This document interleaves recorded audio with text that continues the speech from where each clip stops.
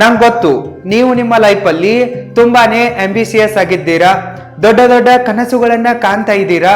ಚೆನ್ನಾಗಿ ಸ್ಟಡಿ ಮಾಡಬೇಕು, ಎಕ್ಸಾಮಲ್ಲಿ ಜಾಸ್ತಿ ಮಾರ್ಕ್ಸ್ಗಳನ್ನು ಸ್ಕೋರ್ ಮಾಡಬೇಕು, ನೀವೇ ಟಾಪರ್ ಆಗಬೇಕು, ರ್ಯಾಂಕಲ್ಲಿ ಬರಬೇಕು, ಬೇಗನೆ ಗೌರ್ಮೆಂಟ್ ಜಾಬನ್ನು ಹಿಡಿಬೇಕು, ಬೇಗನೆ ಲೈಫಲ್ಲಿ ಸೆಟ್ಲ್ ಆಗಬೇಕು, ಲೈಫಲ್ಲಿ ಬೇಗನೆ ಸಕ್ಸಸ್ಫುಲ್ ಆಗಬೇಕು, ಮನೆ ತಗೋಬೇಕು, ಕಾರ್ ತಗೋಬೇಕು, ಚೆನ್ನಾಗಿ ದುಡ್ಡು ಮಾಡಬೇಕು, ಬೇಗನೆ ಮದುವೆ ಆಗಬೇಕು, ನಿಮ್ಮ ಡ್ರೀಮ್ ಲೈಫನ್ನು ಫುಲ್ಲಿ ಎಂಜಾಯ್ ಮಾಡಬೇಕು ಅಂತೆಲ್ಲ ನೀವು ಅನ್ಕೋತಾ ಇದ್ದೀರಾ.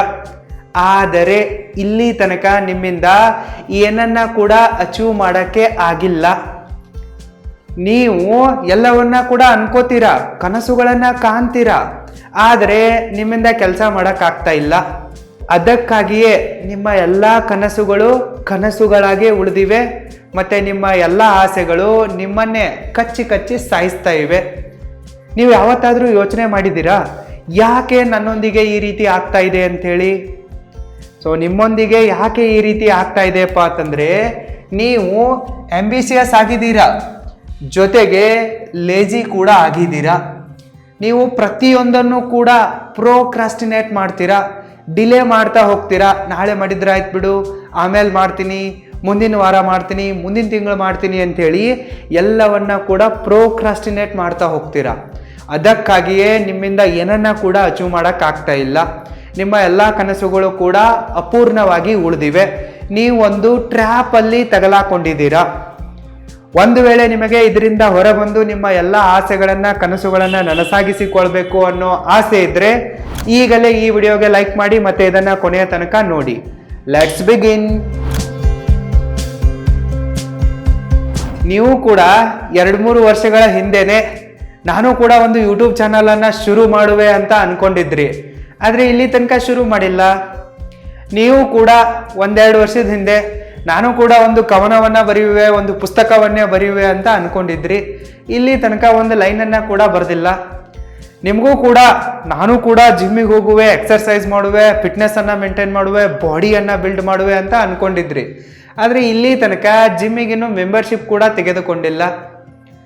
ನೀವು ಕೂಡ ನಾನು ಕೂಡ ಡ್ರೈವಿಂಗ್ ಕಲಿಯುವೆ ಅಂತ ಅನ್ಕೊಂಡಿದ್ರಿ, ಆದರೆ ಇಲ್ಲಿ ತನಕ ಡ್ರೈವಿಂಗ್ ಸ್ಕೂಲಿಗೆ ಜಾಯ್ನೇ ಆಗಿಲ್ಲ. ನೀವು ಕೂಡ ಫಾರಿನ್ ಟ್ರಿಪ್ಪಿಗೆ ಹೋಗೋಣ ಅಂಥೇಳಿ ಅನ್ಕೊಂಡಿದ್ರಿ, ಆದರೆ ಏನು ಮಾಡೋದು, ಇಲ್ಲಿ ತನಕ ಪಾಸ್ಪೋರ್ಟ್ಗೆ ಅಪ್ಲೈ ಮಾಡಿಲ್ಲ.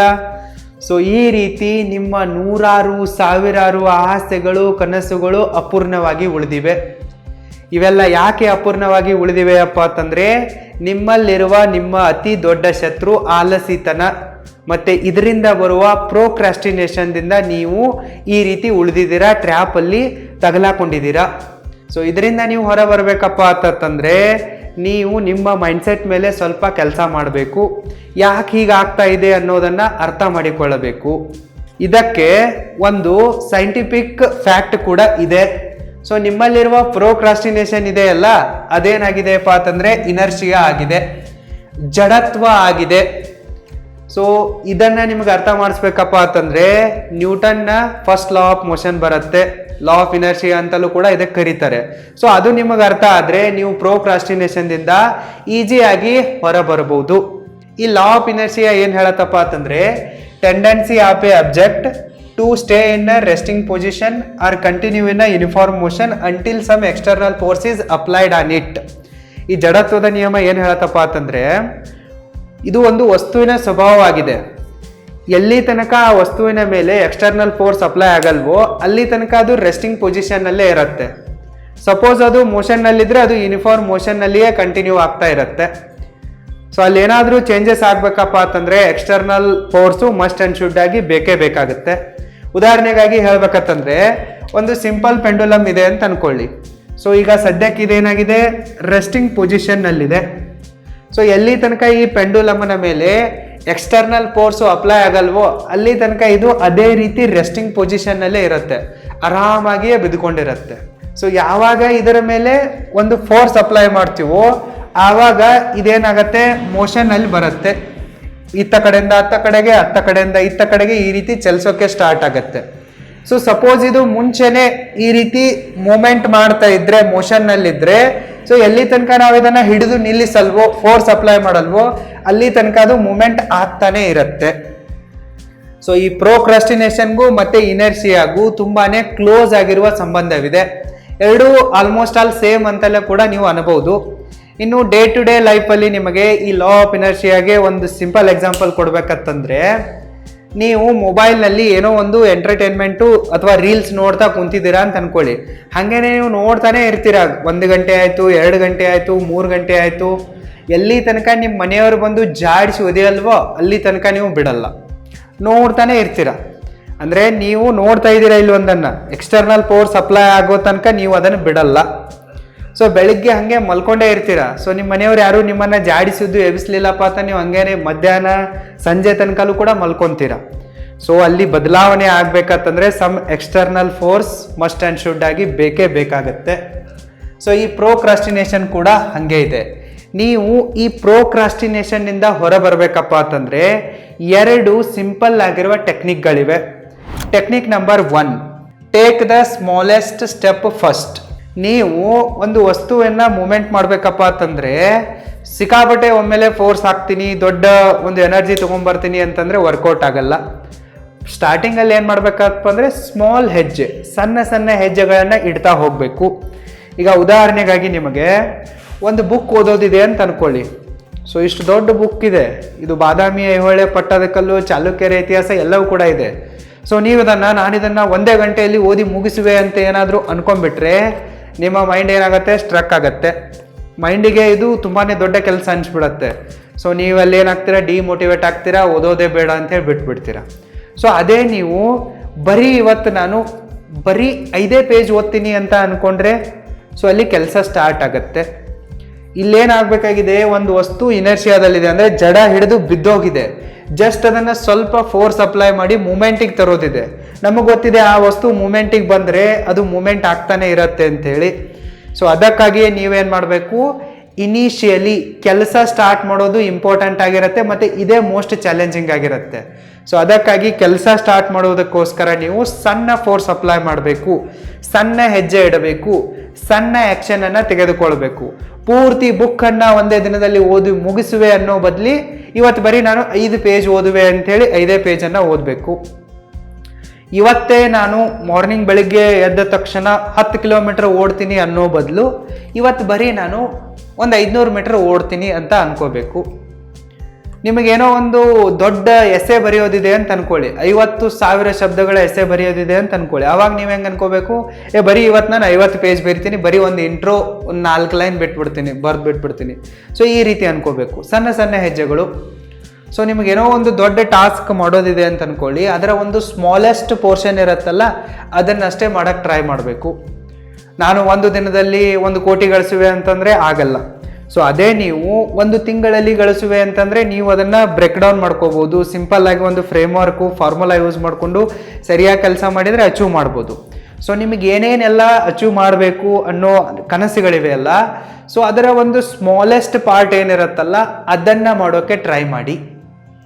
ಅಂದರೆ ಜಸ್ಟ್ ಸ್ಟಾರ್ಟ್ ಯುವರ್ ವರ್ಕ್, ಕೆಲಸ ಮಾಡೋಕ್ಕೆ ಸ್ಟಾರ್ಟ್ ಮಾಡಿ.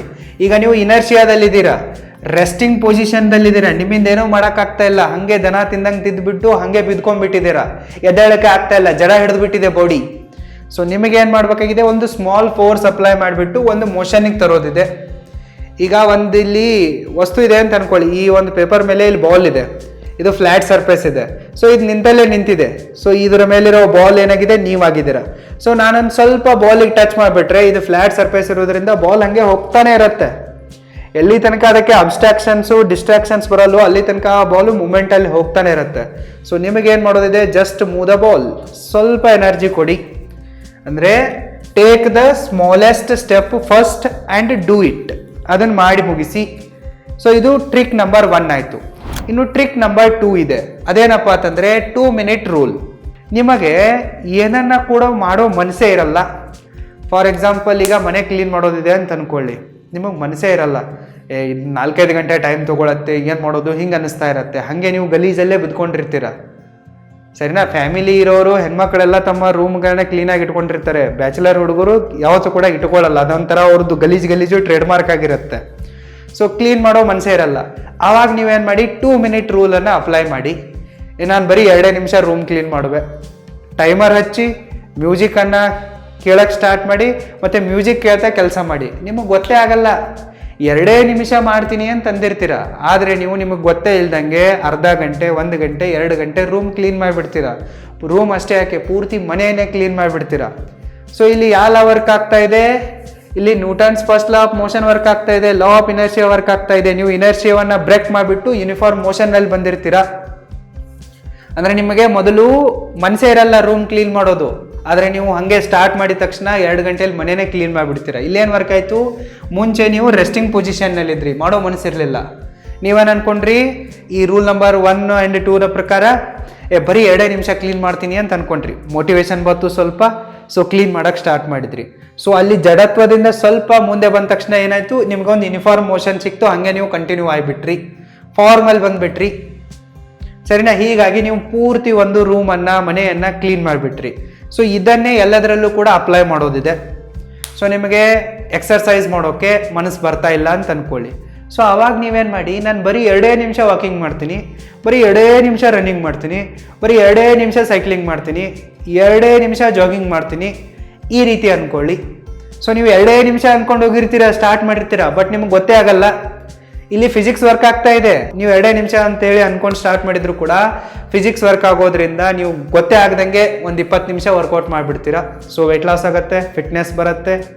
ಸೊ ಕೆಲಸ ಮಾಡುವಾಗಲೂ ಹಾಗೆ, ನಿಮಗೆ ಯಾವ ಕೆಲಸಗಳನ್ನ ಮಾಡೋಕ್ಕೆ ಇಷ್ಟ ಇರಲ್ವೋ, ಚಾಲೆಂಜಿಂಗ್ ಆಗಿರ್ತವೇನೋ, ಯಾವಾಗ ನಿಮಗೆ ಈ ಪ್ರೋಕ್ರಾಸ್ಟಿನೇಷನ್ ಅನ್ನೋ ಭೂತ ಬಂದು ಅಟ್ಕಾಯಿಸ್ಕೊಳ್ಳುತ್ತೋ ಆವಾಗ ಈ 2 ಮಿನಿಟ್ ರೂಲನ್ನು ಫಾಲೋ ಮಾಡಿ. ಸೊ ನೀವು ಡೆಡ್ ಬಾಡಿ ಥರ ಬಿದ್ದಿರ್ತೀರ ರೆಸ್ಟಿಂಗ್ ಪೊಸಿಷನ್ನಲ್ಲಿ, ಮೂಮೆಂಟಿಗೆ ಬಂದುಬಿಟ್ರೆ ಮುಗಿದು ಹೋಯ್ತು. ಮೋಷನಿಗೆ ಬರ್ತೀರಾ, ಅಲ್ಲಿ ಮೂಮೆಂಟ್ ಸಿಗುತ್ತೆ, ಮೂಮೆಂಟ್ದಿಂದ ಮೊಮೆಂಟಮ್ ಸಿಗುತ್ತೆ. ಸೊ ನೀವು ಅಲ್ಲಿ ಕೆಲಸ ಕಂಟಿನ್ಯೂ ಆಗಿಬಿಡುತ್ತೆ, ರಿಸಲ್ಟ್ಸ್ಗಳು ಬರೋಕ್ಕೆ ಸ್ಟಾರ್ಟ್ ಆಗ್ತವೆ. ಒಂದು ಚೈನೀಸ್ ಗಾದೆ ಇದೆ, best time to plant a tree is 20 years ago and second best time to plant a tree is now. ಒಂದು ಗಿಡ ನೆಡೋಕೆ ಬೆಸ್ಟ್ ಟೈಮ್ ಯಾವುದಪ್ಪ ಅಂತಂದರೆ 20 ವರ್ಷದ ಹಿಂದೆ, ಸೆಕೆಂಡ್ ಬೆಸ್ಟ್ ಟೈಮ್ ಯಾವುದಪ್ಪ ಅಂತಂದರೆ ಇವಾಗ.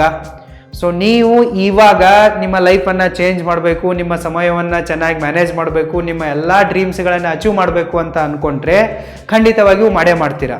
ಸೊ ಅದಕ್ಕಾಗಿ ನೀವು ಈಗಲೇ roaringbusinesschool.comಗೆ ವಿಸಿಟ್ ಮಾಡಿ ಮತ್ತು ಅಲ್ಟಿಮೇಟ್ ಟೈಮ್ ಮ್ಯಾನೇಜ್ಮೆಂಟ್ ಕೋರ್ಸಿಗೆ ಎನ್ರೋಲ್ ಆಗಿ. ಇದೇ ಥರ ನೀವು ಮೊಬೈಲ್ ವಿಡಿಯೋ ಎಡಿಟಿಂಗನ್ನು, ಪ್ರೊಫೆಷ್ನಲ್ ವಿಡಿಯೋ ಎಡಿಟಿಂಗನ್ನು, ಯೂಟ್ಯೂಬ್ ಚಾನಲ್ ಕ್ರಿಯೇಷನ್ ಮತ್ತು ಮ್ಯಾನೇಜ್ಮೆಂಟನ್ನು ಕಲಿಬೋದು. ಎಲ್ಲದರ ಲಿಂಕು ಈ ವಿಡಿಯೋದ ಡಿಸ್ಕ್ರಿಪ್ಷನ್ ಬಾಕ್ಸಲ್ಲಿದೆ, ಚೆಕ್ಔಟ್ ಮಾಡಿ. All the very best. Thank you so much.